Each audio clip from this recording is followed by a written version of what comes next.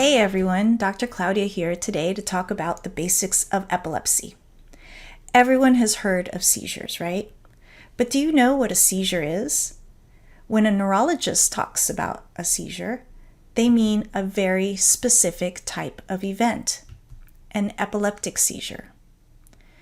An epileptic seizure is caused by abnormal electrical activity in the brain. An epileptic seizure is a temporary experience of signs and symptoms due to abnormal electrical activity in the brain.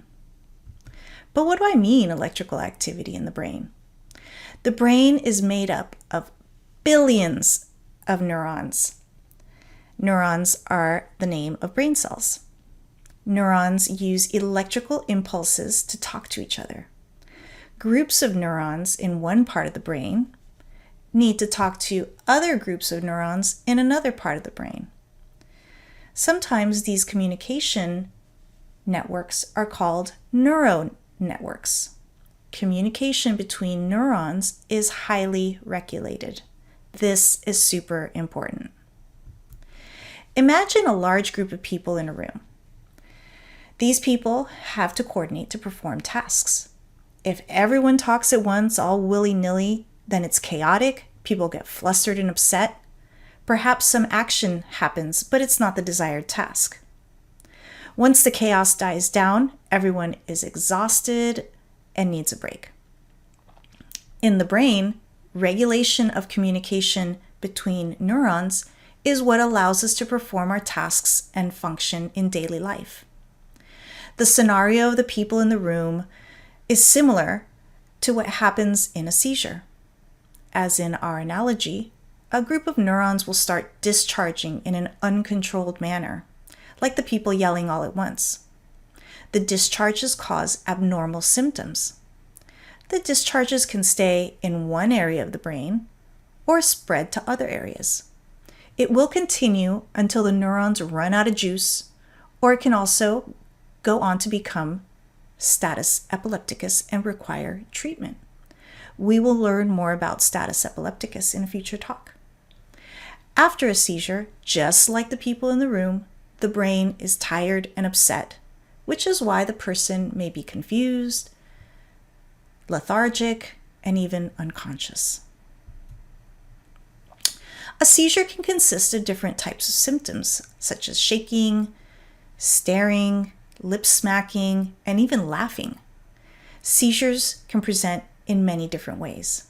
There may or may not be loss of consciousness.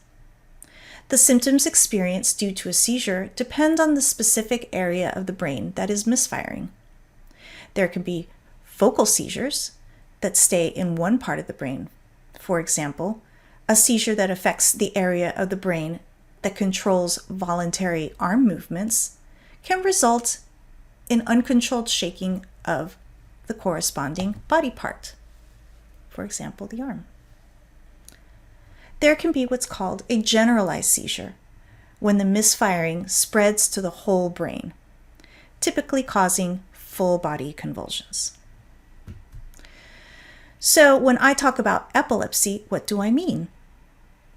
Epilepsy is the tendency to have seizures, but it doesn't stop there. Epilepsy is a complex condition. It can be associated with higher risk of anxiety, depression, migraine, learning disabilities, and psychiatric disorders. Epilepsy is a complex condition that also includes all the associated consequences of seizures on a person's health and life. Persons with epilepsy are at higher risk for other conditions, including those I just mentioned. Epilepsy affects different people in different ways. Some people live normal lives as long as they take their medications. They go to school, work, have families, and have hobbies. On the other end of the spectrum, some folks are very debilitated by their epilepsy. Most people fall somewhere along the way. It is very common for even the most healthy person with epilepsy to develop anxiety and depression. Why?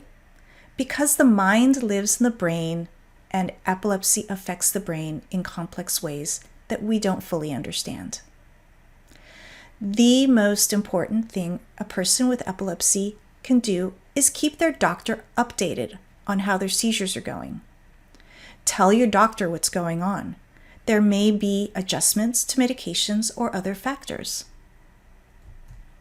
Never stop or change your medications yourself. Please, please, pretty please, don't do it. So I hope today's talk has been helpful to you, whether you have epilepsy, care for someone with epilepsy, or are just interested in learning more about epilepsy. Subscribe, visit, follow.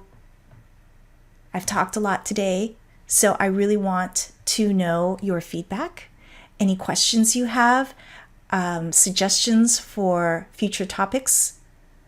I review them every week and would love to hear from you.